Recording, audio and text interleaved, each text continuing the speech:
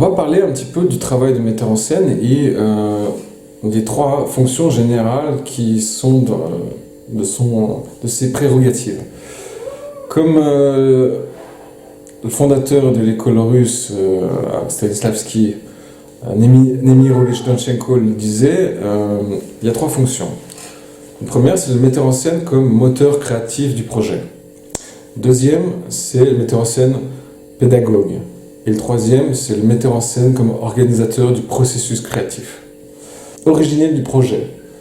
C'est de lui que vient l'idée du projet en général. Ça peut venir d'une rencontre, ça peut venir sur beaucoup de choses, mais c'est lui qui a l'impulsion originelle. C'est lui qui a une inspiration, c'est lui qui a besoin de dire quelque chose, d'exprimer une pensée. Et ça peut venir déjà d'un besoin d'exprimer une opinion sur un problème, sur un phénomène, de nous donner son point de vue. Dans ce cas, c'est le cas des metteurs en scène qui sont très engagés, qui basent leur travail sur le contact avec la réalité, avec ce qui se passe dans le monde. Il y a des metteurs en scène qui sont totalement engagés, qui sont presque des militants politiques ou activistes et qui utilisent le théâtre pour promouvoir des idées. C'est noble, c'est tout à fait possible, c'est un choix. Des fois, les projets viennent d'une envie de travailler avec d'autres artistes. La création, c'est un peu un acte d'amour et ça marche encore mieux quand c'est à deux. C'est-à-dire qu'il y a des gens qui aiment très bien créer tout seul, mais parfois, quand tu rencontres un artiste, un auteur ou un musicien ou un chorégraphe, et ben, vous avez d'un coup deux univers créatifs qui se rencontrent et qui commencent à fusionner et à tomber amoureux, et d'un coup, il va pouvoir apporter des univers, des idées que tu n'as pas. Et donc, ça va créer une espèce de dialogue et vous allez tellement vous enrichir les uns les autres que ça va faire quelque chose de nouveau, très intéressant. Donc effectivement, il y a des mecs, tu te dis, ils te passionnent et tu as envie de bosser avec eux parce qu'ils sont intéressants. Il y a parfois des projets qui naissent d'une rencontre avec une œuvre. C'est-à-dire, et c'est souvent l'un des cas les plus courants, c'est que le metteur en scène a lu une pièce, et il est tombé amoureux de cette pièce et il veut la jouer, il veut la créer. Parfois, c'est pas forcément par amour de la pièce, mais ça peut arriver que ça soit par détestation de la pièce. C'est-à-dire qu'il y a des pièces on la lit, ou on la voit, et elle provoque en nous une colère au départ. Et puis, on a envie d'en parler de ça. Et des fois, on a envie d'entrer en polémique avec la pièce. Des pièces, des spectacles qui naissent d'un objectif purement esthétique ou presque expérimental. C'est-à-dire qu'on a envie, sur telle ou telle création, expérimenter avec le travail avec le public, explorer une technique particulière comme le mime, le masque, le cirque, l'acrobatie, le théâtre contemporain, ou des œuvres très spécifiques, des pièces d'antiquité ou du théâtre shakespearien, ou du théâtre étranger, etc. Ça peut venir de ça. Et là, il y a une part d'expérimentation parce que sans doute, c'est des trucs qu'on ne maîtrise pas forcément. Il y a une part de tâtonnement, d'essai avant d'arriver sur autre chose. Mais c'est aussi, ça permet de s'enrichir et de progresser comme metteur en scène. Ce qu'on appelle aussi les commandes. Là, c'est un des rares cas, par exemple, où le metteur en scène, donc l'initiative vient de quelqu'un d'autre. C'est-à-dire, ça peut être une compagnie qui vous invite, ça peut être un producteur ou un directeur de théâtre qui vous dit, écoute, on veut mettre cette scène-là et il faut que tu la réalises. On a besoin de toi. Pour les commandes, vous savez, il y en a qui refusent catégoriquement ce genre de truc, mais par conscience professionnelle, vous ne devez jamais refuser de suite. Vous devez vous intéresser au truc et comment dire, ça peut être une rencontre inattendue parce que vous ne pouvez pas tout lire, vous ne pouvez pas tout connaître, tous les matériaux qui existent. Et parfois, d'autres personnes peuvent avoir des idées intéressantes. Ils peuvent vous trouver des matériels auxquels vous n'auriez pas pensé. Et il y a des bons producteurs qui connaissent par exemple ce que vous faites et ils peuvent voir où est-ce que vous pouvez faire quelque chose de bien. Et ça vaut le coup d'écouter ce genre de propositions. Ça peut être des fois intéressant. Donc ne refusez pas forcément d'emblée ce genre d'idées, c'est dommage. Vous pouvez passer autour de quelque chose. C'est comme si vous rencontrez une fille et que si elle ne vous a pas plu de suite, vous pouvez passer sur à côté de l'amour de votre vie. Parce que vous n'avez pas fait attention, vous n'y avez pas pensé. Mais si vous avez pris le temps de regarder, en fait, vous tombez amoureux pour de bon. Voilà. Donc c'est la même chose, il faut éviter de rejeter comme ça les propositions du destin, parce que le hasard dans notre profession joue un rôle quand même assez fascinant, je dois dire. Il est un peu l'idéologue du spectacle, c'est-à-dire qu'il définit l'idée, la pensée, il définit de quoi on va parler, de quoi est le problème, et c'est lui qui doit définir ça. Il a cette responsabilité un petit peu d'idéologue du spectacle, mais il doit être assez convaincant là-dedans. C'est-à-dire qu'il faut quand même justifier et vouloir dire quelque chose d'intéressant. Avoir une idée, c'est bien, mais c'est seulement le tout début. La partie la plus importante, c'est concevoir la conception, la solution scénique qui va rendre cette idée intéressante. Parce que on peut avoir la même idée, mais diverses. Quelqu'un peut faire un tableau, quelqu'un peut en faire une musique, quelqu'un peut en faire un poème, quelqu'un peut en faire un spectacle. Et on peut avoir 10 000 spectacles différents pour une idée qu'on veut exprimer. Les responsabilités qu'il a, c'est que c'est lui qui doit toujours avoir être un moteur d'idées. C'est-à-dire sur le plateau, il ne peut pas se dire bon, qu'est-ce que vous voulez faire. C'est lui qui doit donner l'initiative et qui doit trouver des idées pour tout. Alors, la deuxième fonction essentielle, c'est le pédagogue. C'est-à-dire que c'est lui qui doit apprendre aux autres comment faire. Donc il doit avoir un savoir assez important dans le métier du théâtre. C'est-à-dire que c'est celui qui connaît le plus de tout le plateau, la profession, le métier du théâtre. En premier lieu, il est le miroir des acteurs. C'est-à-dire que les acteurs ne peuvent pas se voir ce qu'ils font. Et donc il faut que quelqu'un leur dise. Et c'est le rôle du metteur en scène de dire voilà, vous avez fait ça, ceci, cela, ça c'est bien, ça c'est pas bien, peut-être tu t'es mis trop vite, trop loin, t'es parti en retard, t'es parti au moment, toi tu gênes celui qui est derrière toi, vous êtes trop près, éloignez-vous. Toutes ces choses-là, parce que chaque acteur se soucie de soi et doit gérer ses émotions, son texte, ses attitudes et ses relations avec les partenaires, la danse, le chant, mais c'est difficile de tout gérer. Et il a besoin d'un retour, il a besoin de comprendre ce qu'il fait. Et c'est le rôle du metteur en scène de lui dire. Et donc vous devez être un spectateur très attentif et capter toutes les choses qui se passent. Et les transmettre. Vous devez être un pédagogue, dans le sens, vous devez apprendre à l'acteur comment jouer tel ou tel rôle, telle ou telle scène, utiliser quelle méthode, comment arriver à produire un jeu correct, montrer comment danser, montrer comment lire le texte. Ça, c'est le rôle du pédagogue. Et on doit montrer, on doit apprendre, on doit donner les solutions, on doit aider l'acteur à bien jouer.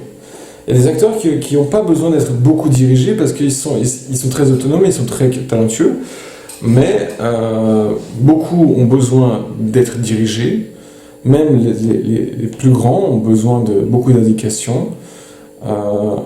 C'est votre travail de les aider. C'est aussi le juge, un petit peu l'arbitre artistique pour tous les autres domaines. J'ai parlé du plateau, c'est-à-dire des acteurs, mais il y a tous les autres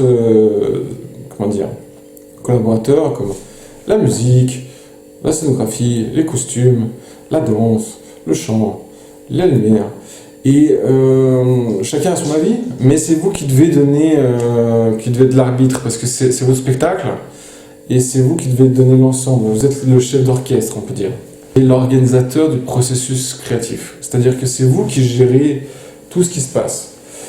Il y a toujours soit un producteur, soit un manager, soit un chargé de production ou un directeur de théâtre, de compagnie, qui s'occupe un peu des finances et comment vous avez planifié la production, mais il le fait avec vous. Parce que c'est vous qui êtes responsable du plateau, de ce qui va être fait, et vous avez besoin de dire clairement ce que vous avez besoin, de contrôler ce que vous avez besoin, avec qui vous voulez travailler. L'une de vos responsabilités, c'est de choisir les gens avec qui vous allez travailler. Vous avez besoin de choisir les gens avec qui ça va être intéressant pour vous de travailler, et puis surtout bien comprendre qui va être adapté à tel ou tel spectacle, parce que il y a des personnes que vous entendez très bien avec eux, mais ils seront peut-être pas bons pour tel ou tel matériel, pour telle ou telle pièce ou tel spectacle. On peut être bon, mais pas forcément bon pour tout. Il faut le comprendre.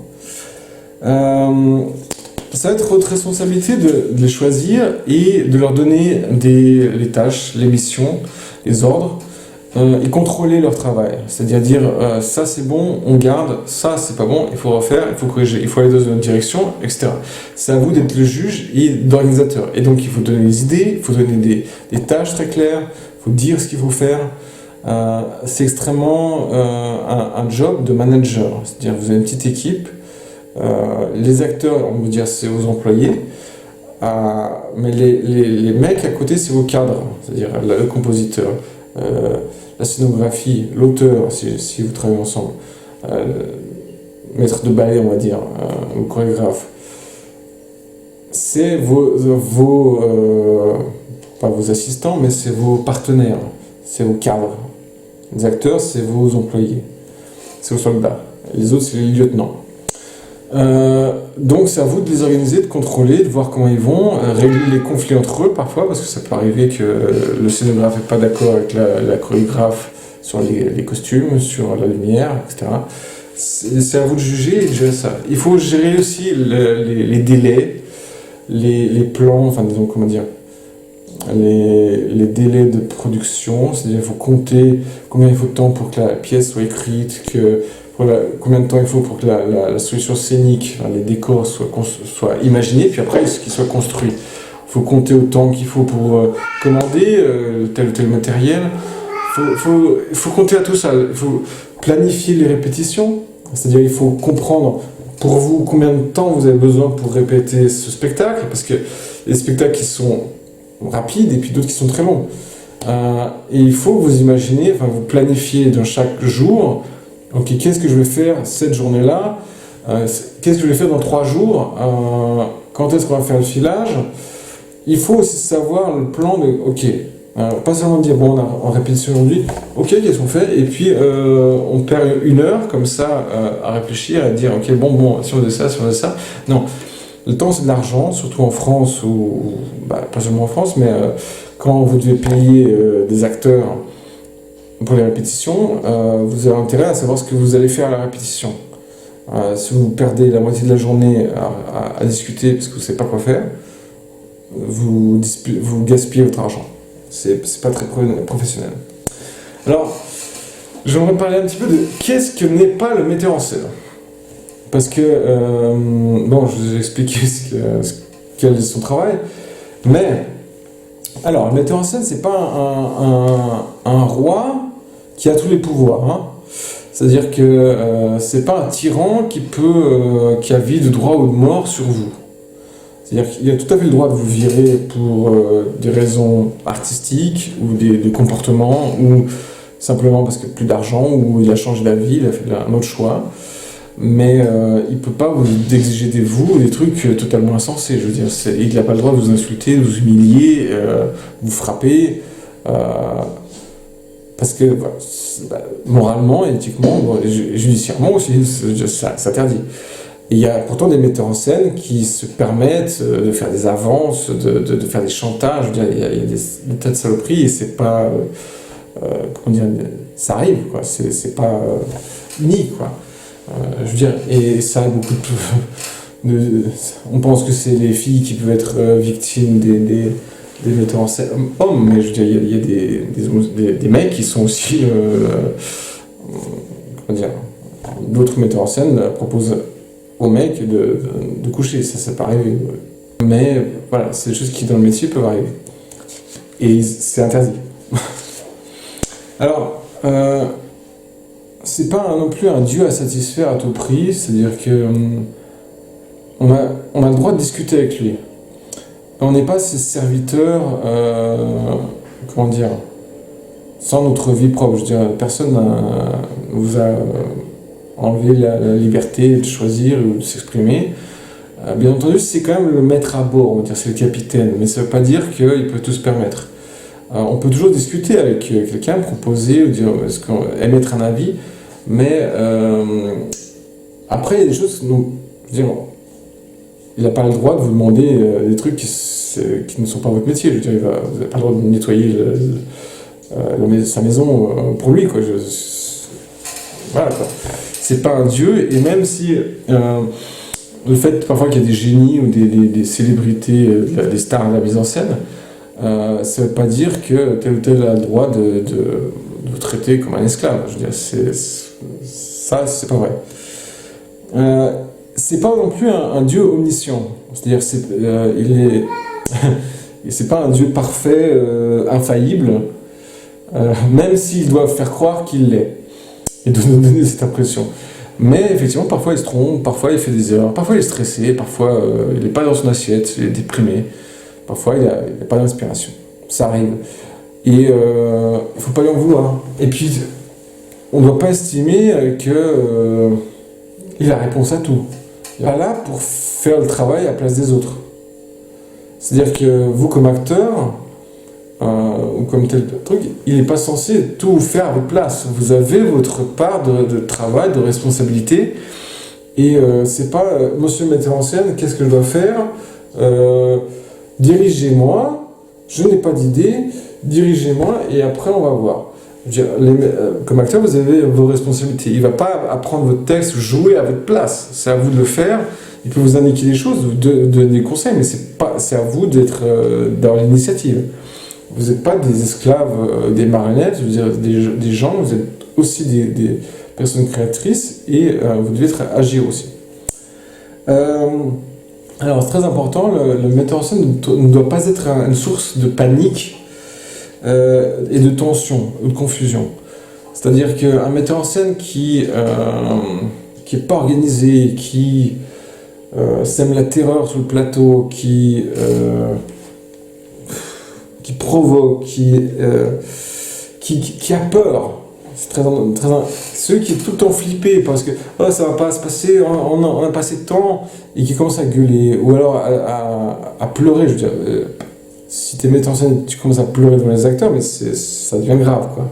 Tu perds l'autorité, tu perds le respect qu'ils ont pour eux, et il est interdit de tomber dans l'hystérie quand tu es metteur en scène. Il y a des moyens de provocation, par exemple, ça m'est arrivé de dire, c'était les acteurs qui se battaient entre eux, je dis écoutez, j'en ai marre, je suis parti, et j'ai fait spécialement, c'était même pas une provocation, c'était pas une vraie humeur, mais je leur ai dit que je peux pas travailler comme ça, c'est insupportable, je m'en vais, je n'ai pas envie de passer du temps à discuter de ça avec vous. Je suis parti pendant 1h30, je suis revenu après, et les mecs après, ils se sont excusés, et puis ils ont commencé à travailler calmement. On peut faire des méthodes de provocation, mais on ne peut pas commencer à pleurnicher et à se comporter mal, comme si on était perdu, et refuser, comment dire, le combat avec les acteurs. C'est-à-dire qu'on est là pour guider. On est le capitaine qui gère pendant la tempête. On est le général qui indique quoi faire pendant la bataille pour éviter la défaite. C'est-à-dire que le général qui est paniqué, qui ne sait pas quoi faire, qui est paralysé par la situation, c'est pareil, ça va être la défaite. Et pour le metteur en scène, s'il ne sait pas quoi faire, s'il n'a pas d'idée, s'il a la trouille, ça va être une catastrophe. Et donc ça, vous devez être un appui pour la troupe. Vous devez calmer, vous devez respirer la confiance et l'assurance pour, comment dire, inspirer les autres. L'assurance de soi dans ce métier-là, c'est comme quelque chose d'intéressant. Et ça se dit, manifeste de diverses manières. Donc ça, c'est quasiment un petit peu, c'est les choses qu'il faut ne pas faire comme metteur en scène. Il y en a d'autres, hein. Mais ça, c'est que j'essaie de casser un petit peu certains mythes parce que malheureusement, tous les metteurs en scène ne sont pas parfaits. Je veux dire, il y a beaucoup de metteurs en scène qui ont des caractères épouvantables, qui sont ce que je vous ai dit de ne pas être. Il y en a qui ne maîtrisent pas certains aspects de notre métier. Des fois, il faudrait les chasser, mais malheureusement, tous les metteurs en scène ne sont pas comme ça. Mais c'est ce que je vous conseille pour être à la fois un professionnel de ce métier et quelqu'un de respecté par vos collaborateurs et vos acteurs. Il faut maîtriser chaque aspect de votre métier et éviter éliminer en vous les défauts qui peuvent arriver, ces défauts, ces erreurs de comportement qui sont destructeurs, qui peuvent faire de vous un metteur en scène toxique et insupportable. Il faut éviter ça, parce qu'on ne peut pas faire une carrière avec ce genre de tempérament. À part si tu es super génial et qu'on te supporte, mais je veux dire, non, il faut éviter.